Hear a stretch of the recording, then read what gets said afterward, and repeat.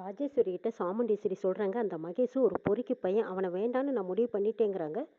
அவன் வேண்டான்னு நீ டிசைன் பண்ணிட்ட. ஆனா பொண்ணு கழுத்துல தாலி கட்ட போறது யாரு சாமுண்டீஸ்வரி? உங்ககிட்ட மட்டும் ஒரு உண்மையை சொல்றேன். என் வீட்டு டிரைவர் தான் ரேவதிக்கு மாப்பிள்ளையா நான் பார்த்து வச்சிருக்கேங்கிறாங்க சாமுண்டீஸ்வரி. டிரைவருக்கு ரேவதியை கல்யாணம் பண்ணி கொடுக்க போறியா? அப்ப அந்த டிரைவரோட பேக்ரவுண்ட் ஏதாவது உனக்கு தெரியுமாங்கிறாங்க. எனக்கும் ஓரளவுக்கு தெரியுங்கிறாங்க. பெருசா தெரியாது, இருந்தாலும் அவங்க அம்மாவை ஒரு தடவை நேர்ல பார்த்திருக்கேன். பெருசா வசதி இல்லாத குடும்பம் தான். டிரைவர் ஒழுக்கமானவன், நல்லவன். அதனாலதான் அவனோட ஒழுக்கத்தை பார்த்து என் பொண்ணு அவனுக்கு கொடுக்கலான்னு முடிவு பண்ணி. நம்மளுக்கு என்ன பணமா முக்கியம், குணம் தானே முக்கியம். அந்த குணம் அவங்ககிட்ட இருக்கு. அவன் ரொம்ப நல்லவன். என் குடும்பத்தை அவன் குடும்பமா நினைக்கிறான். அதனாலதான் நான் அவனுக்கே என் பொண்ணை கொடுக்கலான்னு முடிவு பண்ணிட்டேங்கிறாங்க. சாமுண்டீஸ்வரி, இந்த முடிவு அந்த டிரைவருக்கு தெரியுமாங்கிறாங்க. தெரியாது. நான் சொன்னா நம்புவேன், ஒத்துக்குவேன்னு நினைக்கிறேன். சரி, ரேவதி கிட்டயாவது இந்த முடிவு சொல்லிட்டியான்னு கேட்குறாங்க. இல்ல அதுலயும் ஒரு சிக்கல் இருக்கு. என் மாமியாக்காரி இருக்கல்ல, அவ பேரனை கொண்டு வந்து என் பொண்ணுக்கு கல்யாணம் பண்ணி வைக்கணும்னு சொல்லுவா. அதனாலதான் இந்த விஷயத்தை யார்கிட்டயும் சொல்லாம நான் ரகசியமா வச்சிருக்கேன். கடைசி நேரத்துல தான் இந்த விஷயத்தையும் நான் ஓபன் பண்ண போறேன். அந்த அம்மாவோட பேரன் தான் உன் வீட்டு டிரைவர்னு இதை என்னால வெளியில சொல்ல முடியலையே சாமுண்டீஸ்வரின்னு நினைக்கிறாங்க. என்ன ராஜேஸ்வரி, என்ன மௌனமா இருக்க? என்ன நீ யோசிக்கிறேன்னு கேட்குறாங்க. ஆமா, உன் பொண்ணுகிட்டயோ இல்ல டிரைவர்கிட்டயோ நீ இந்த விஷயத்த சொல்லவே இல்லை யார்கிட்டயும். திடீர்னு அவங்க கிட்ட சொன்னா அவங்க ரெண்டு பேரும் ஒத்துக்குவாங்களான்னு கேட்குறாங்க. என் பொண்ணு ரேவதிக்கும் டிரைவருக்கும் தான் கல்யாணம் நடக்கும். கண்டிப்பா நான் ஒத்துக்க வைப்பேன். இதுல எந்த மாற்றமும் இல்லைன்னு உறுதியா சொல்றாங்க சாமுண்டீஸ்வரி. எப்படியோ நம்ம கார்த்தி ஆசைப்பட்ட மாதிரியே ரெண்டு குடும்பமும் ஒன்று சேர போகுது. அது வரைக்கும் சந்தோஷம்னு நினைக்கிறாங்க ராஜேஸ்வரி. அங்க கார்த்தி வராங்க. பாட்டி, ராஜராஜா, மயில் வாகனம் இவங்க எல்லாரும் இருக்காங்க. கார்த்தியை பார்த்ததும் மாப்பிள்ள எல்லா விஷயத்தையும் சாமுண்டீஸ்வரி கிட்ட சொல்லிட்டீங்களான்னு ராஜா கேட்குறாங்க. மாயாவை பற்றியும் தெரிஞ்சதுமே எனக்கே அப்படியே மனசெல்லாம் எரிமலையாக வெடிச்சது. அப்போ சாமுண்டீஸ்வரிக்கு என்னமா இருந்திருக்கும், கொந்தளிச்சிருப்பாள்ங்கிறாங்க. மகேஷ் மாயாவை பற்றின விஷயத்தை அத்தனையும் சொன்னேன். ஆனால் அத்தை அதை நம்பல. எல்லாம் வெறும் வதந்தி, அதையெல்லாம் நம்பாதீங்க. என்கிட்ட இருந்தா சில பேர் சொன்னாங்க, நான் நம்பலின்னு சொல்றாங்க. இதுக்கப்புறம் நான் என்னத்த சொல்லிட்டுங்கிறாங்க. அவளுக்கு மறுபடியும் புரியுற மாதிரி நீங்க சொல்லியிருக்கலாமல்ல, எடுத்து சொல்லியிருக்கலாமல்லங்கிறாங்க ராஜா. நானும் எவ்வளவோ எடுத்து சொல்லியாச்சு. இதுக்கப்புறமும் புரிஞ்சுக்காதவங்கள நான் என்ன பண்ணட்டுங்கிறாங்க கார்த்தி. இதுக்கப்புறம் தேவையில்லாம இதை பத்தி என்கிட்ட பேசாதுன்னு சொல்லிட்டாங்க. இதுக்கப்புறம் நான் எப்படி பேச முடியுங்கிறாங்க கார்த்தி.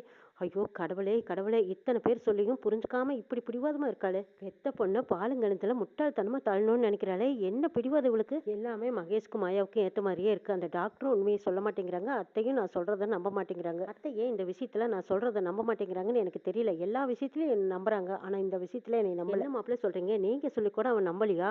அப்ப யார் சொன்னாதான் நம்புவா? அந்த ஒழுக்கம் கட்டு வந்தா அப்ப என் பொண்ணுக்கு மாப்பிள்ளையா? கடவுளே, என் பொண்ணு வாழ்க்கை என் கண்ணு முன்னாடியே நாசமா போறதா நான் எப்படி பாத்துக்கிட்டு இருப்பேன். கடவுளே, நீ தான் காப்பாத்தணும்னு ராஜா வேண்டிட்டு. ராஜா, நீ எப்ப கவலைப்படுற? நான் இருக்கும்போது நீ இப்படி கவலைப்படாத. நான் எதுக்கு இருக்கேன்? நான் போய் சாமுண்டீஸ்வரி கிட்ட பேசுறேங்கிறாங்க பாட்டி. பாட்டி, நீங்க போய் அவங்க கிட்ட பேச வேண்டாம். நீங்க போய் பேசுனீங்கன்னா உங்களை மறுபடியும் அவமானப்படுத்திடுவாங்க. வேண்டாம் பாட்டி, விட்டுருங்க. இது நல்லாவா இருக்குதுங்கிறாங்க கார்த்தி. அவ அசிங்கப்படுத்துறதோ அவமானப்படுத்துறதோ இன்னைக்கு நேத்தாப்பா நடக்குது. அவ என்ன வேணாலும் பண்ணிட்டு போகட்டும். ஆனா இதையெல்லாம் வேடிக்கை பார்க்கறக்கா நான் இங்க வந்தேன்? என் பேத்தி வாழ வேண்டியவ. அவ நல்லா இருக்கணும்னு நான் நினைக்கிறவன். அவ வாழ்க்கை இப்படியே அமையணும்னு நான் விடுவேன்? நான் அவளை ரெண்டில் ஒண்ணு கேட்காம விட மாட்டேன். நான் போய் கேட்டு வரேன். தள்ளுங்க ஐயான்ட்டு போறாங்க பாட்டி. பாட்டி சாமுண்டீஸ்வரி ரூமுக்கு போறாங்க. சாமுண்டீஸ்வரிங்கிறாங்க. ஏய் கிளவி, இங்க எதுக்கு வந்த? யார் இங்க வர சொன்னா? முதல்ல மரியாதையா வெளியில போங்கிறாங்க. இங்க பாரு சாமுண்டீஸ்வரி, என் பேத்தி ரேவதியோட வாழ்க்கை நல்லா இருக்கணும்னு நான் நினைக்கிறவங்க. என் பொண்ணை பத்தி உனக்கு என்ன அக்கறை? என் பொண்ணுக்கு உனக்கு என்ன சம்பந்தம்? உன்னை பார்த்தாவே பிடிக்கலன்னு சொல்லிட்டு இருக்கேன். நீ பேசுறத நான் காது கொடுத்து கேட்கணுமா? மரியாதையா இங்க இருந்து வெளியில போ முதல்ல. நீ என்ன சொன்னாலும் சரி, நான் சொல்ல வந்த விஷயத்த நீ கேட்டாலும் சரி கேட்கலினாலும் சரி நான் சொல்லிட்டு போறேன். பேத்திக்காக பார்த்து வச்சிருக்கேன் ஒருத்தன், அவன் சரியில்லை. அவனை முதல்ல தூக்கி போடுங்கிறாங்க. யாரை தூக்கி போடணும், யாரை வச்சுக்கணும்னு எனக்கு தெரியும். முதல்ல நீ இங்கிருந்து போ. என் மவளுக்கு என்ன முடிவு எடுக்கணுமோ அது எனக்கு எடுக்க தெரியும். முதல்ல நீ என்கிட்ட பேசாத போங்கிறாங்க. உன் மவளுக்காக முடிவு எடுக்க தெரியாதனால தான் இப்ப நான் உன்கிட்ட பேச வந்திருக்கேன். இங்க பார் சாமுண்டீஸ்வரி, உன் பொண்ணு கிளி மாதிரி. ஆனா அவளை போய் அந்த பொறுக்கைக்கு கட்டி வைக்கணும்னு நினைக்கிறியே, புத்தி இருக்கிறவ செய்யற வேலையா இது? அவன் ஒன்றும் நல்லவன் கிடையாது. இங்க பாரு, உன் பொண்ணை என் பேரனுக்கு கட்டி கொடு. என் பேரை ரொம்ப நல்லவன். அவன் கண்ணுக்குள்ள வச்சு காப்பாத்துக்குவான், நல்லா வச்சுக்குவான்.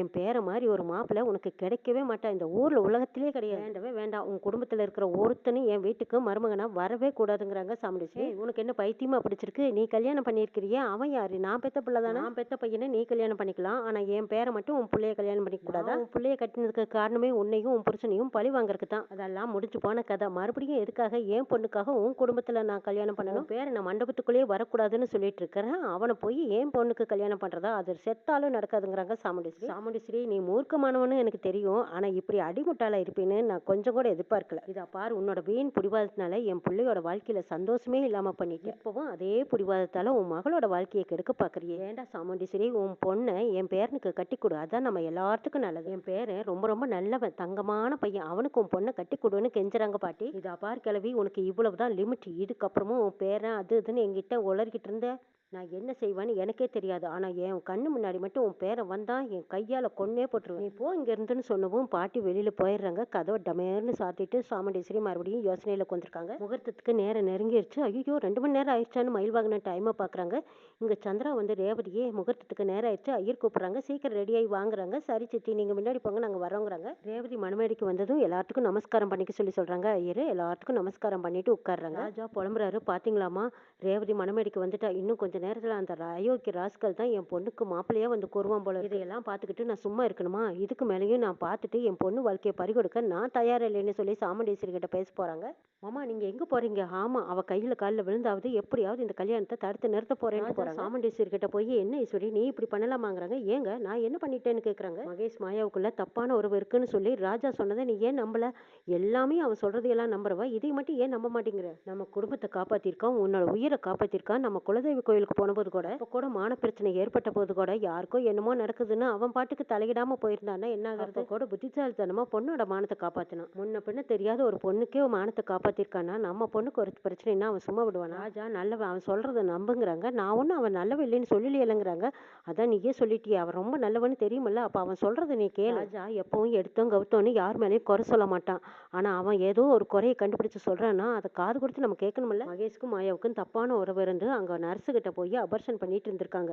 அந்த நர்ஸை கூட்டிட்டு வந்து சாட்சி சொல்றதுக்காக கூட்டிட்டு வரும்போது அந்த நர்ஸுக்கு தலையில அடிபட்டுச்சாம. அந்த நர்ஸை ஆஸ்பத்திரியில் சேர்த்திட்டு இவன் அவசர அவசரமா வந்து உண்மையை சொல்றதுக்காக ஓடி வந்து நம்ம பொண்ணை காப்பாத்துறதுக்காக அவனுக்கு தெரிஞ்ச உண்மைகளை எல்லாம் உன்கிட்ட சொல்லும் போது நீ ஏன் நம்ப மாட்டேங்கிற ஈஸ்வரி? பேச வேண்டியதெல்லாம் பேசி முடிச்சிட்டீங்களா? ராஜா சொன்னதெல்லாம் உண்மைதான். ராஜா நல்லவங்கிறது எனக்கும் தெரியும்.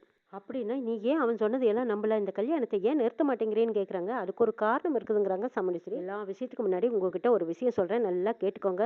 அந்த மகேஷ் நம்ம பொண்ணு கழுத்தில் தாலி கட்ட மாட்டான். அவன் ஒரு நாள் நம்ம வீட்டுக்கு மாப்பிள்ளையா வர முடியாது. அவன் ஒரு கேடு கெட்டவன்னு 100% எனக்கு தெரியும். ஒரு ஒழுக்கங்கெட்ட ராஸ்கலுக்கு என் பொண்ணை போய் கொடுப்பேனா? நம்ம ரேவதி ஒரு தங்கம், அவளை போய் ஒரு தரங்கிட்டவனுக்கு கல்யாணம் பண்ணி கொடுப்பேனா? அவனுக்கு கல்யாணம் பண்ணி கொடுக்கக்கூடாதுன்னு நீ முடிவு பண்ணிட்டியாங்கிறாங்க. ஆமாங்க நான் முடிவு பண்ணிட்டேங்கிறாங்க சாமுண்டீஸ்வரி. அப்பாடா இப்பதான் என் மனசுக்கு திருப்தியா இருக்குது ஈஸ்வரி. ஆனா மணமேடை வரைக்கும் வந்து என் பொண்ணோட கல்யாணம் நிக்க போகுதுன்னு தான் எனக்கு வருத்தமா இருக்குதுங்கிறாங்க. எங்க பொண்ணோட கல்யாணம் நிக்கும்னு யார் சொன்னா? உங்களுக்கு கல்யாணம் கண்டிப்பா நடக்கும்ங்கிறாங்க. அப்படியா? கல்யாணம் நடக்கும்னா அப்ப மாப்பிள்ளை யாருன்னு கேக்குறாங்க ராஜா. மாப்பிள்ளை வேற யாரும் கிடையாது, நம்ம டிரைவர் ராஜா தான்ங்கிறாங்க. இதை கேட்டதும் அப்படியே சந்தோஷத்துல சாக்காகி நிக்கிறாங்க ராஜா. ஈஸ்வரி நீ எடுத்த முடிவு ரொம்ப நல்ல முடிவு. அந்த ராஜா ரொம்ப நல்லவன், நம்ம பொண்ணுக்கு ஏத்த மாப்பிள்ளை அவன் தான். தரத்துலயும் சரி குணத்துலயும் சரி தங்கமானவன் ராஜா. இதுக்கப்புறமும் அந்த மகேஷ் எதுக்கு மாப்பிள்ளையே வச்சிருக்கணும்? அவனை அடிச்சு துரத்த வேண்டியதுங்கிறாங்க. அதுக்கு ஒரு காரணம் இருக்குங்கிறாங்க. என்ன காரணம்னு கேட்கும்போது உங்க அம்மா என் பொண்ணுக்கு ஏற்கனவே மாப்பிள்ளைய ரெடி பண்ணி வச்சிருக்கேன்னு சொல்றாங்க. இப்ப கூட வந்து என்கிட்ட கத்திட்டு போறாங்க. இப்ப பார்த்து நான் மண்டபத்தை விட்டு மகேஷை துரத்துனேன்னா எல்லார் முன்னாடியும் என் பேரனை கொண்டு வந்து நிறுத்துறேன்னு சொல்லுவாங்க. ரேவதியும் என் பேரனும் கல்யாணம் பண்ணிக்கிட்டும் 2 குடும்பமும் ஒன்னு சேரட்டும்பாங்க. ரேவதியும் அந்த அம்மா பேரனை கல்யாணம் பண்ணிக்கிறதுக்கு ஒத்துக்கிட்டாலும் ஒத்துக்குவா. என்ன ஆனாலும் சரி அந்த கிழவியோட பேரன் நம்ம வீட்டுக்கு மருமகனா வரவே கூடாது. இதுல நான் உறுதியா இருக்கேன்னு சொல்றாங்க சாமுண்டீஸ்வரி. எந்த பேரனை நம்ம வீட்டுக்கு மாப்பிள்ளையா வரக்கூடாதுன்னு நினைக்கிறியோ அதே பேரன் தான் நம்ம வீட்டு டிரைவரை நீ மாப்பிள்ளையாக்க நினைக்கிற ஈஸ்வரி. நம்ம பொண்ணுக்கு என் தங்கச்சி பையனுக்கு தான் கல்யாணம் நடக்கும்னு விதியில எழுதியிருக்கு. அதை எப்படி உன்னால மாத்த முடியும் ஈஸ்வரி? இத பாருங்க, இப்ப நான் உங்ககிட்ட சொன்ன விஷயத்த கல்யாணம் முடியிற வரைக்கும் நீங்க யார்கிட்டயும் சொல்லக்கூடாதுன்னு கேக்குறாங்க சாமுண்டீஸ்வரி. மீறி சொன்னீங்க அப்புறம் புருஷனு கூட பார்க்க மாட்டேன், நான் எந்த எக்ஸ்ட்ரீமுக்கு வேணாலும் போயிடுவேன், ஜாக்கிரதைங்கிறாங்க சாமுண்டீஸ்வரி. இல்ல சாமுண்டீஸ்வரி இதை பத்தி நான் யார்கிட்டயும் சொல்ல மாட்டேன். எப்படியோ நம்ம பொண்ணு கல்யாணம் நல்லபடியா நடந்தா அதுவே எனக்கு போதும்னு சொல்லிட்டு மனசுக்குள்ள சந்தோஷத்தோட போறாங்க ராஜா. ஐயரு மாப்பிள்ளை அழைச்சிட்டு வர சொல்றாங்க. போமாயா போய் மகேஷ் அழைச்சிட்டு வா அப்படின்னு சந்திரா சொல்றாங்க. நான் போய் கூட்டிட்டு வந்துட்டுமாங்கிறாங்க. என்ன குழப்பம் உனக்கு? எனக்கு என்னமோ கேம் பிளே பண்றாங்களோன்னு எனக்கு பயமா இருக்குதுங்கிறாங்க மாயா. யார் என்ன நினைச்சாலும் ரேவதி ஸ்ட்ராங்கா தானே இருக்கா, அப்புறம் என்ன பயப்படுற? நீ போய் முதல்ல மகேஷை கூட்டிட்டு வான்னு சந்திரா சொல்லவும் சரின்ட்டு போறாங்க மாயா. நம்ம தான் ஜெயிக்க போறோம், நீ போய் முதல்ல மகேஷை கூட்டிட்டு வாங்குறாங்க. சரி நான் போய் கூட்டிட்டு வரேன்ட்டு மாயா அங்க மகேஷ் ரூமுக்கு போய் பாக்குறாங்க. மகேஷ்னு கூப்பிட்டு பாக்குறாங்க. அந்த பக்கம் பாத்ரூம் எல்லாம் எட்டி பாக்குறாங்க. எங்கேயும் மகேஷ் காணா. மாயா எல்லா பக்கம் தேடி பாக்குறாங்க. இவனுக்கு என்னாச்சு, எங்க போனான்னு தெரியலையே, எங்கேயுமே காணுமே அப்படின்னு தேடிட்டு இருக்காங்க. சாமுண்டீஸ்வரி அப்படியே கம்பீரமா உட்காந்துருக்காங்க. இன்னும் கொஞ்ச நேரத்துல நினைச்ச மாதிரி என் வீட்டு டிரைவர் ராஜா கூட தான் ரேவதிக்கு கல்யாணம் நடக்க போகுதுன்னு நினைக்கிறாங்க. இன்னும் என்னெல்லாம் நடக்க போகுதுன்னு நாளை பார்க்கலாம்.